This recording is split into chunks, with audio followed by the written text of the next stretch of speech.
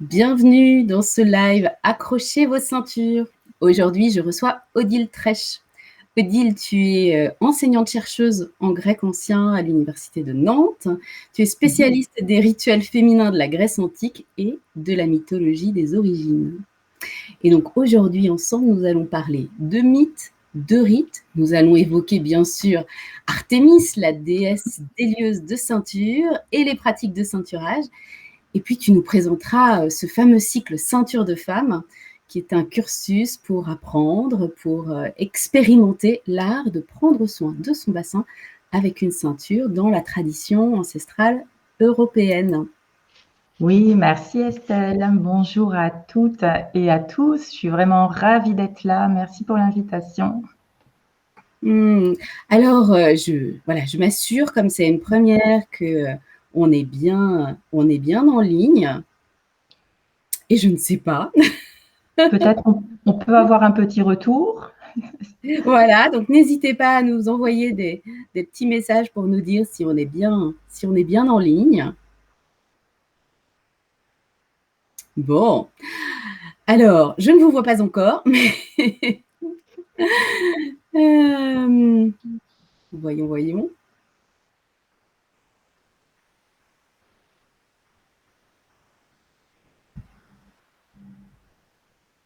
Ah si, voilà, nous sommes en direct. Formidable.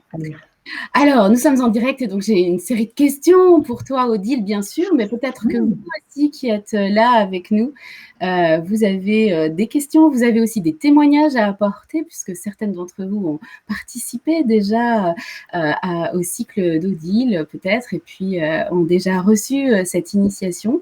Donc, on va prendre vos commentaires et vos questions, mais j'ai déjà une série de questions et de partages là à vous proposer avec Odile. J'ai souvenir, Odile, que lors de notre première rencontre, eh bien, tu avais formulé une idée qui m'avait semblé vraiment clé à ce moment-là et que je pourrais résumer comme ça. J'avais compris que la mythologie nous raconte l'origine du monde, qu'elle nous offre comme une bibliothèque de possibles et que c'est une source inépuisable d'inspiration pour vivre tous les recommencements du monde, tous nos nouveaux points d'origine. Et ça, c'est une idée qui m'avait fascinée. Et dans le contexte actuel, j'ai l'impression que, en fonction des moments ou de nos sensibilités, on peut sentir qu'il y a comme des mutations profondes là dans ce monde, dans notre humanité, qui sont à l'œuvre. Pour certains, ça peut générer de la peur, la peur d'une forme de chaos, pour d'autres nourrir des espoirs. Moi, je serais heureuse qu'on t'entende sur comment ces mythes et ces rites des anciens, comment cette mythologie grecque en particulier, peuvent faire ressource pour nous aujourd'hui, concrètement, dans ce qui pourrait être un point de recommencement du monde. Oui, alors effectivement, comme tu l'as dit, la mythologie, notamment la mythologie des origines et celle de nos origines, elle a cela de génial qu'elle contient toutes les probabilités du vivant, toutes les potentialités qui peuvent être déployées et se manifester dans le présent, mais aussi dans le futur, en fait. Un petit peu comme les bourgeons des plantes et les cellules souches. Souvent, j'aime bien employer cette image-là. Et elle offre donc évidemment une ouverture magnifique quand on se trouve dans une impasse, ce qui peut être le cas actuellement, comme tu l'as dit, on peut se sentir dans un chaos. Dans ce cas-là, d'ailleurs, je vous conseille de vous rappeler que le chaos vient de kaino, qui veut dire ouverture. Donc, en réalité, il y a là une ouverture magnifique, justement. Et la mythologie apporte des nuances. Elle apporte en réalité une immense variété. Tu vois, je dirais même une biodiversité des expériences du vivant. Et sans jugement. Dans la mythologie, en fait, il n'y a pas de bien et de mal. Il n'y a que ce qui est approprié à là où on en est par rapport à l'environnement où nous sommes. Et donc, c'est très libérateur, tu vois, et aussi, elle pose des garde-fous qui sont essentiels. Donc, c'est comme ces repères qui sont éternels, ces lois du vivant, en fait, essentielles. Et donc, elle favorise bien sûr une ouverture d'esprit, une ouverture de conscience, j'allais même dire une ouverture de cœur qui est bien nécessaire actuellement. Alors les mythes aussi, comme les rituels, parce que les deux sont liés, hein, les mythes, bien sûr, se disent par la voix orale et les rituels se disent par le corps, mais les deux sont de la même essence. Eh bien, ils offrent aussi un rééquilibrage entre le champ conscient et le champ inconscient. Ils activent le dialogue entre ces champs-là, qu'on pourrait aussi appeler champ logique et champ symbolique. Et c'est très aidant aujourd'hui parce que beaucoup de choses qui n'étaient pas conscientes rejaillissent. C'est ça l'apocalypse. Hein. L'apocalypse, c'est le dévoilement de ce qui a été jusqu'à présent inconscient. Et c'est difficile parce qu'on peut être tenté, quand c'est trop cru, on peut être tenté de faire l'autruche et d'avoir une attitude de déni. Et les mythes offrent une voix qui est douce, une voix qui est non confrontante, parce que justement non jugeante, et elle agit en plus directement sur le champ psychique, donc ce n'est pas quelque chose de mental, attention, hein, ce n'est pas du même ressort. Donc c'est très apaisant aussi parce qu'on peut se trouver aussi actuellement dans une espèce d'effervescence mentale. Donc ça permet d'agir directement sur le champ psychique. Et j'aime à dire souvent que en fait, les mythes ne sont pas des histoires pour endormir les enfants, comme on le croit souvent, hein, mais bien des histoires pour réveiller les adultes. Alors sur un autre plan, mon point de vue aussi, c'est ce que tu évoquais, c'est que nous évoluons en vortex, hein, on évolue en vortex. Et il est clair qu'effectivement, actuellement, nous sommes à un point de bascule vers une nouvelle ère, c'est clair. On est à un nouveau point d'origine. Et donc, nous sommes en fait en résonance directe. Nous sommes sur la même longueur d'onde. Je dirais même qu'on est presque en conjonction cosmique avec les autres points d'origine. D'où d'ailleurs, c'est comme ça que j'explique, tu vois, l'importance actuelle des messages des peuples des origines, des peuples racines, des messages qui sont essentiels parce qu'ils nous rappellent le bon sens. Ce sont des messages de bon sens. Le bon sens dans les deux sens du terme, dans le sens de bon sens fondamental, bon sens structurel, bon sens basique, et puis le bon sens dans l'idée de direction, de sens évolutif.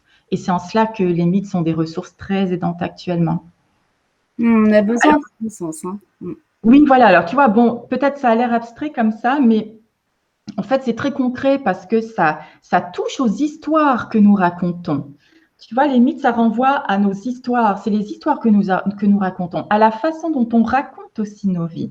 Ça touche à la façon dont nous entrons en relation avec nos histoires de vie. Ça touche à la façon dont nous entrons en relation aussi avec l'histoire des autres, la façon dont nous ressentons ce que nous vivons. Et donc aussi des actes que nous posons, des choix que nous actons, et donc véritablement ce que nous créons dans le présent et dans le futur. Bon, alors, pour créer, là, dans un temps où on peut se sentir un peu vulnérable, où on peut se sentir brassé aussi, hein, à la fois par l'époque, mais aussi par notre environnement. J'ai l'impression qu'un enjeu, enfin, en tout cas, je le ressens très fort, c'est l'enjeu d'être souverain, en fait, hein, de pouvoir voilà, poser des actes conscients en souveraineté. En quoi est-ce que pratiquer des rituels avec une ceinture, concrètement, vivre un peu plus dans notre bassin, ça peut nous aider à asseoir cette souveraineté.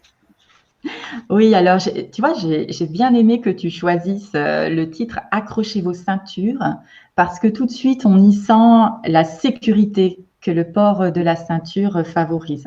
Quand on porte une ceinture autour de son bassin, en conscience, parce que c'est vrai que sinon, on a tous porté un jour ou l'autre une ceinture autour de son bassin. Mais quand on le porte en conscience et en reliance avec cette puissance de ce rituel ancestral, eh bien, on revient à soi. On revient à soi. On se ressent présente à soi. On se sent là. On se dépose. On se sent rassemblé et pas dispersé. Parce que sinon, on peut ressentir actuellement, hein, beaucoup de personnes ressentent un éparpillement. Donc, on se sent rassemblé, on se sent soutenu, on se sent réuni, contenu. On se sent aussi gardienne de son intime. gardienne de son bassin, gardienne de son sanctuaire. Et donc, la ceinture permet de garder ou de retrouver une forme d'intégrité, de respect de soi, de rester aussi à sa juste place, de revenir à soi. Hein. Voilà, d'être soi. Et être soi, ça signifie aussi laisser l'autre être qui il est et le respecter. Et beaucoup de femmes témoignent qu'elles ressentent davantage leurs limites quand elles posent leur ceinture. Et donc, du coup, elles se font davantage respecter parce que l'autre envahit moins leur territoire et elles envahissent aussi beaucoup moins le territoire de l'autre.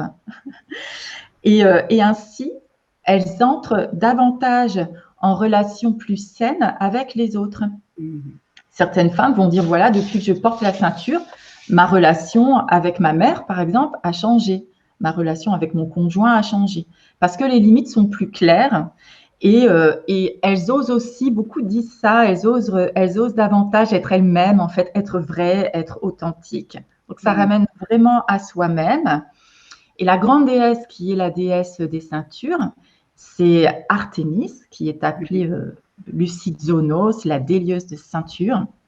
C'est une déesse qui est essentielle pour nous les humains. En fait, c'est une des seules déesses à habiter chez les humains, en fait, sur Terre. Et elle nous relie à notre intégrité naturelle, à notre autorité naturelle, à notre autorité dans le sens d'être autrice, être actrice, c'est-à-dire être en capacité d'agir, être en responsabilité d'agir par rapport à ce qui est valable sur son territoire à soi. Donc, en fait, elle nous amène à être souveraine de notre royaume et à laisser chacun, bien sûr, être souverain de son royaume à lui. L'idée de souveraineté dans la mythologie, elle est incarnée par Zeus, qui est souvent mal compris en fait. Zeus, c'est le papa d'Artémis, donc elle a hérité ça de son père.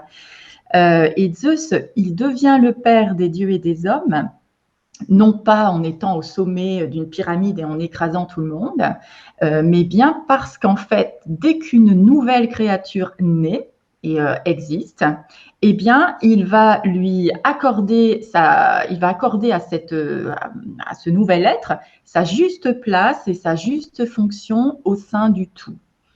Et c'est ça l'harmonie. L'harmonie, c'est quand chacun occupe sa juste place et sa juste mission, on dirait maintenant, sa mission de vie, quoi. Donc, porter la ceinture, s'encercler, ça permet de retrouver son unicité et aussi son lien avec les autres en harmonie. Et voilà, et donc effectivement, du coup, on retrouve une souveraineté qui est très appréciable aujourd'hui. C'est vrai qu'on est dans des temps très, très perturbés où on peut avoir des problèmes de choix par rapport à beaucoup de critères extérieurs. Donc, revenir à l'intérieur de soi, poser ses choix en fonction de ce qui vaut pour soi et faire valoir ses lois dans son propre royaume à soi, sans l'imposer aux autres, c'est important. C'est probablement d'autant plus important qu'on est quand même tous dans des formes d'interdépendance qui sont propres à la vie. On dépend les uns des autres pour un certain nombre de choses. Moi, j'accompagne des femmes, des couples en désir d'enfant qui expérimentent particulièrement cette interdépendance, notamment quand il y a nécessité de se tourner vers un tiers pour consommer, que ce tiers soit un tiers médical ou qu'il soit un tiers donneur dans certains cas. Et j'observe à quel point, notamment pour les femmes que j'accompagne, redécouvrir la puissance de leur utérus, de leur bassin, leur souveraineté dans leur bassin, c'est important pour pouvoir se mettre en relation à l'autre, accueillir un autre en soi sans se perdre, tout en restant souveraine. Donc pour moi, cette pratique de la ceinture, elle a une valeur infinie pour toutes les femmes qui souhaitent déployer leurs enfantements, quels qu'ils soient, à tous les âges de la vie. Et puis tout particulièrement, effectivement, pour celles qui sont aussi dans ce temps de l'enfantement au sens de mettre au monde des enfants. Et peut-être tu peux nous parler un peu de ça, de comment cette pratique de la ceinture peut soutenir notre vitalité, notre processus d'enfantement, où que nous en soyons dans notre vie de femme. Oui, alors ça, c'est quelque chose que j'ai pu constater depuis plus d'une dizaine d'années. Le port de la ceinture favorise effectivement le processus d'enfantement. Il y a des bébés qui sont grands maintenant et qui viennent de ventre maternel, qui ont porté des ceintures, et de femmes à qui on avait prédit qu'elles n'auraient pas d'enfants. Et alors, basiquement, dans une grande majorité des retours des femmes qui pratiquent le port de la ceinture, eh bien, elles témoignent qu'elles ressentent leur énergie sexuelle revitalisée, davantage concentrée. Elles témoignent aussi que leurs cycles menstruels se sont régularisés et apaisés. Donc, évidemment, ça participe de la fécondité. Et donc, tout se passe comme si naturellement notre fécondité créatrice et aussi notre rapport à notre fécondité innée est libéré. Précisément peut-être parce qu'on ressent davantage de sécurité, de conscience corporelle, de soin de soi aussi, parce que quand on porte une ceinture, eh bien tout simplement on prend soin de soi d'une manière qui peut paraître très anodine, et qui est effectivement très simple et très efficace. Donc, on prend soin de soi, on est en amour de soi, on entre en relation d'amour avec ce bassin qui est le centre de notre être. Et puis, beaucoup disent d'ailleurs, j'ai repris confiance en moi, j'ai davantage confiance en moi. Et participe aussi à ce phénomène de libération de la fécondité, je pense, la pacification des mémoires. Parce que quand on se relie à des racines originelles, eh bien, ça permet de passer par-dessus des couches de mémoire qui peuvent être un peu plombantes comme ça. On se ressource en fait plus directement à l'origine. Et puis, bien sûr, ben voilà, comme tu le disais, on est davantage en relation avec son corps, avec toute cette zone énergétique qui est le bassin, qui est très particulière parce que c'est quand même un haut lieu alchimique. C'est le lieu où la lumière se transforme en matière. Donc,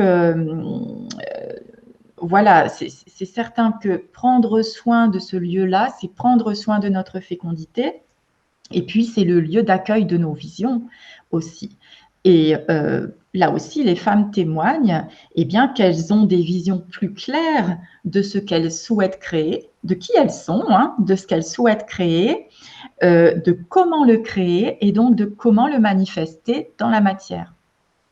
Et du coup, la ceinture, effectivement, nous accompagne dans tous les processus d'enfantement, que ce soit des enfantements d'enfants voilà, en chair et en os, ou des enfantements de projets voilà, intimes en fait.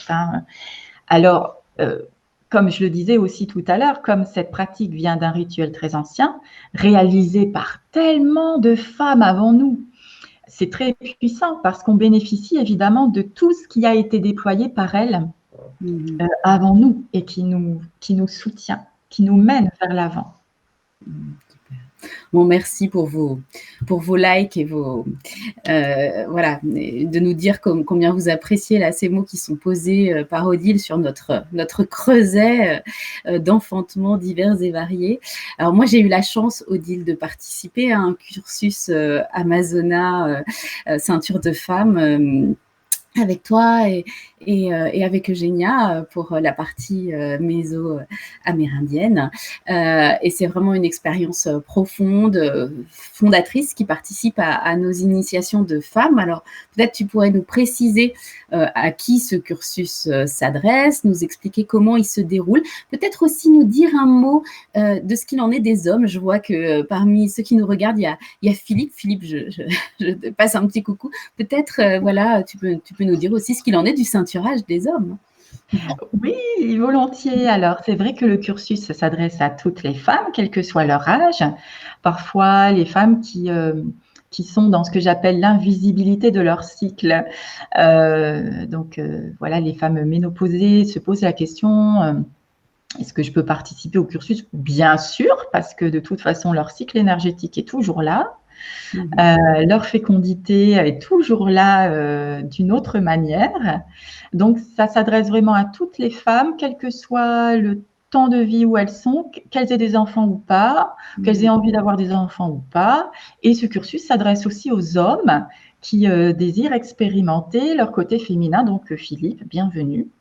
Il y a des hommes qui ont déjà suivi le cursus et Nadège, d'ailleurs, propose des ceintures aussi pour hommes. Enfin, j'en parlerai dans un instant des ceintures de Nadège.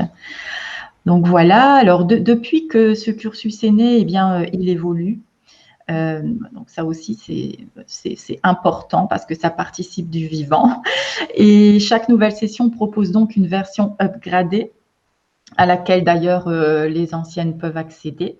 Donc en pratique, le cursus, pour le cursus là qui commence le 6 octobre, eh bien, il se déroule sur 13 semaines en 7 modules que chacune peut visionner, écouter, intégrer à son rythme, chez soi, dans son intimité pendant 15 jours. Et chaque module est accompagné d'un atelier en live par Zoom pour qu'on se retrouve ensemble, que l'on vive des pratiques ensemble, qu'on partage aussi nos expériences. Et ces ateliers sont disponibles en replay, bien sûr, si jamais voilà, l'une des femmes du groupe ou un des hommes du groupe est absent. Et puis voilà, donc ça c'est le cursus de base. Et dans ce cursus de base, on aborde les aspects pratiques, les aspects physiologiques, énergétiques, symboliques, mythologiques et rituels de la ceinture. Ça, c'est vraiment le processus de base pour pouvoir apprendre à être pleinement là, en soi, dans son bassin. Pour les femmes qui portent des mémoires de trauma utérin, je propose aussi un accompagnement individuel en parallèle pour qu'elles puissent adapter les pratiques à leur cas. Donc ça, c'est important que ce soit aussi qu'il y ait cette possibilité que ce soit individualisé, parce que c'est vrai que beaucoup de femmes portent des mémoires qui sont difficiles et souffrantes. C'est l'occasion de les accueillir et puis de les transformer. Et ce cursus de base ouvre sur des modules complémentaires sur les ceintures de grossesse et de postpartum, les ceintures aphrodisiaques aussi. Donc là, ce sont des modules qui concernent du coup la sexualité. Et puis des capsules sur les ceintures et les plantes, voilà, et que je rends disponibles au fur et à mesure. Il ouvre aussi ce cursus sur une partie mésoaméricaine, donc la ceinture selon la tradition mésoaméricaine qui est enseignée par Eugénia Korn, que tu as cité tout à l'heure, qui peut-être nous regarde. Donc coucou Eugénia si tu es là. Elle est là. Bisous. Donc avec qui j'ai créé à l'origine Amazona, autour du coup Amazona, vous l'entendez, il y a Amazon, le fleuve Amazon, et puis les Amazones de la mythologie grecque, et Ama avec le petit, la petite virgule en haut, voilà, et Zona signifie avec la ceinture, donc ce sont les femmes ou les hommes, les êtres qui portent une ceinture. Et donc, au début, nous transmettions ensemble le cursus, effectivement, que tu as suivi, Estelle, nous transmettions, Eugénia et moi, ensemble et en même temps. Et puis, on s'est rendu compte à quel point les femmes occidentales avaient besoin de s'enraciner dans leur culture avant de pouvoir accueillir les beautés de la culture mésoaméricaine. Et donc, c'est la raison pour laquelle maintenant, on propose ce cursus en 2 temps. D'abord, la découverte de cette pratique occidentale et puis ensuite la possibilité de faire le pont et de tendre les mains vers cette culture mésoaméricaine. Et pour cette partie-là, du coup, je vous invite chaleureusement à consulter le site d'Eugénia Jamaril, Jamaril. Donc voilà pour le cursus. Ce qui me semble important de préciser pour celles et ceux qui ressentiraient l'appel de ce cursus, c'est qu'il est, et là encore je reprends des mots de celles qui l'ont vécu, un vrai processus de connexion et de guérison pour soi-même, et donc il demande une certaine forme d'engagement. Alors, engagement, c'est pas vis-à-vis de moi, hein, c'est vis-à-vis de soi-même, bien sûr. Hein, donc, ça demande un engagement par rapport à vous-même et à vous consacrer du temps pour la pratique, pour vous contenir, pour traverser ce que vous avez à traverser, expérimenter ce que vous avez à expérimenter. Voilà. Mais c'est du temps et en même temps, c'est du temps qui est complètement qui s'intègre dans le quotidien, me semble-t-il. C'est ça qui est bon et qui rend les choses non pas faciles, mais en tout cas, elles sont facilitées par le fait que c'est relié à notre quotidien. Ouais. Oui, c'est très simple, effectivement, en fait. Hein. C'est vraiment des pratiques qui sont très simples. Alors, c'est très simple et en fait, ce dont on a besoin, outre une connexion Internet pour te rejoindre et puis pour déjà avoir accès aux vidéos, on a besoin d'une ceinture, bien sûr. Alors, voilà, comment est-ce qu'on peut se procurer une ceinture? Tu collabores avec Nadège, que tu citais tout à l'heure et qui est avec nous.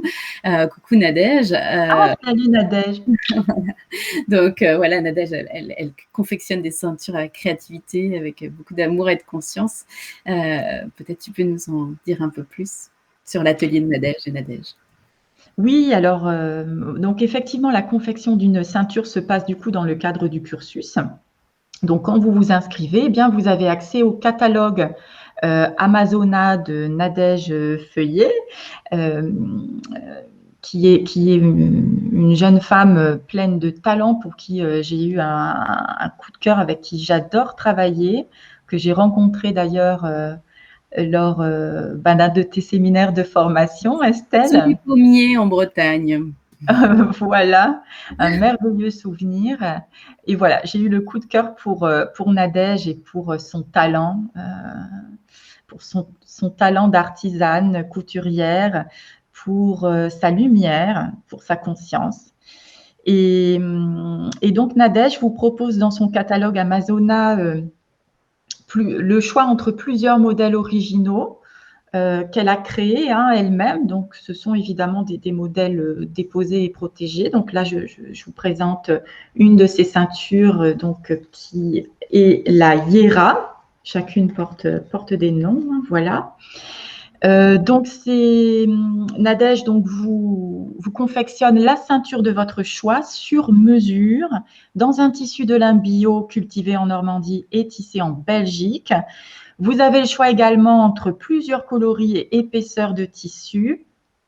Et puis, cerise sur le gâteau, Nadège vous propose aussi la possibilité de broder sur votre ceinture un symbole qui vous est cher, qui vous parle particulièrement, ou qui peut être aussi de son inspiration. Vous pouvez lui dire, voilà, je te fais confiance, brode sur la ceinture que tu es en train de faire pour mon bassin, ce que tu ressens.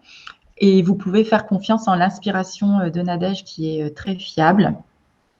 Ces broderies sont absolument magnifiques et elle réalise tout cela en conscience, en lien avec chaque femme, en prenant son temps. Il faut savoir que le port de la ceinture permet aussi de se resynchroniser avec son temps de vie.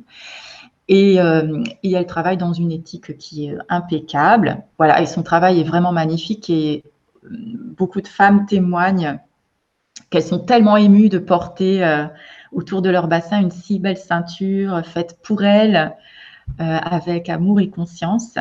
Voilà, et puis Nadège propose aussi des pochettes de rangement pour la ceinture, des mini-ceintures pour certains types de rituels, et puis une autre gamme de ceintures de grossesse qui est en route là et qui s'appelle Mamazona. Donc, l'aventure continue. Alors, pour celles et ceux qui veulent rejoindre l'aventure, les informations, je pense, sur le site sont disponibles, comme sur la ceinture, sont disponibles sur ton site, Mythe et Rite en pratique. Mythe et Rite au singulier, donc sans S et tout attaché. On remettra les éléments en lien avec la vidéo et dans le replay. Si on veut s'inscrire là, aujourd'hui, à ce cycle Ceinture de femme, Odile, celui qui commence le 6 octobre, c'est possible et on s'y prend comment? Oui, tout à fait, c'est possible. Il reste des places. Donc, en fait, c'est très simple. Vous m'envoyez un mail à odile.tresch@mitéritenpratique.com. Voilà, Tresch, T-R-E-S-C-H, et puis Mitérite en pratique, effectivement, au singulier. Si ça vous paraît trop compliqué, ben, vous m'envoyez un message privé par Messenger. Et puis voilà, le cursus commence effectivement le 6 octobre sur 13 semaines. Si vous n'êtes pas libre là, mais que le cursus en lui-même vous appelle, eh bien, n'hésitez pas à vous préinscrire pour le cursus suivant qui démarrera au printemps 2022, donc en mars 2022. Je n'ai pas encore les dates de fixer, mais vous pouvez vous préinscrire sans engagement et ce qui me permettra tout simplement de vous envoyer les informations quand elles seront prêtes. Et puis, bah, voilà. OK. Bienvenue, bien sûr. Bon, alors pour celles et ceux qui auraient envie aussi d'explorer, je dirais, d'autres champs avec toi, peut-être qu'on peut dire que toutes les deux, on mène depuis 2 ans maintenant des recherches à la croisée des mythes et des rites et de la périnatalité, que tu fais ça aussi avec Isabelle Chalut, que en mars prochain, on redonnera toutes les deux, je dirais, les fruits de ce programme de recherche Sacrée Fécondité avec un séminaire sur les mythes et rites autour de la conception. Et puis tu travailles avec Isabelle, Isabelle Chalut du Centre Pleine Lune sur les mythes et rites au service de l'enfantement. Il y a un séminaire tout bientôt, là, le week-end prochain, 24, 25, 26 septembre. Est-ce qu'éventuellement vous accueillez encore des personnes qui pourraient être intéressées par cette thématique des mythes et rites au service de la naissance? Oui, tout à fait. Il reste encore des places, donc n'hésitez pas à vous inscrire. On vous a concocté un très très joli programme. Donc 3 jours en live via Zoom avec des horaires qui sont adaptés au Québec et à l'Europe. Donc les horaires français seront 13h30, 22h et on consacrera ces 3 journées pour explorer notre rapport au grand passage de l'existence que sont la naissance et la mort par la voie des mythes et des rituels. Cet atelier est ouvert à tous. Il est proposé aussi en formation continue au doula. Donc, si vous êtes doula, que vous êtes intéressé par suivre ces 3 jours, eh bien, vous serez certifié en formation continue. Et puis, c'est un atelier qui est bien utile actuellement parce que, ben, voilà, comme on l'a dit, nous traversons tous actuellement dans nos vies des morts et des renaissances, qu'elles soient réelles, qu'elles soient symboliques. Mmh. Et donc voilà, ces 3 jours sont là aussi pour nous accompagner dans ces transformations que nous vivons tous à notre échelle individuelle ou à notre échelle collective. Donc ce sera vraiment une plongée dans l'univers symbolique avec des mythes, des contes et des rituels qui vous seront proposés. Et puis, donc les 24, 25 et 26 septembre. Donc, n'hésitez pas à m'envoyer un mail aussi à odile.tresch@mitéritenpratique.com ou à Isabelle Chalut. Et puis, effectivement, en avril 2022, ben, je me réjouis de pouvoir proposer avec toi, Estelle, à nouveau les mythes et les rituels autour de la conception, où nous partons des mythes de conception extraordinaires, toujours pour proposer des ressources opérantes actuellement et utiles voilà, aux personnes qui sont dans ce type de conception et que tu accompagnes. Formidable. Bon, merci beaucoup Odile et merci à vous qui étiez là avec nous et qui nous avez envoyé vos likes, vos appréciations pendant ce live. Et puis ben, voilà, merci à toi de transmettre en fait cette sagesse des anciens et de nous permettre de nous connecter ainsi à notre essentiel pour faire notre voyage d'humain et d'humaine grâce à la ceinture. Merci Odile. Merci à vous, c'est un plaisir. Plaisir de te retrouver, de vous retrouver. Au revoir. Au revoir.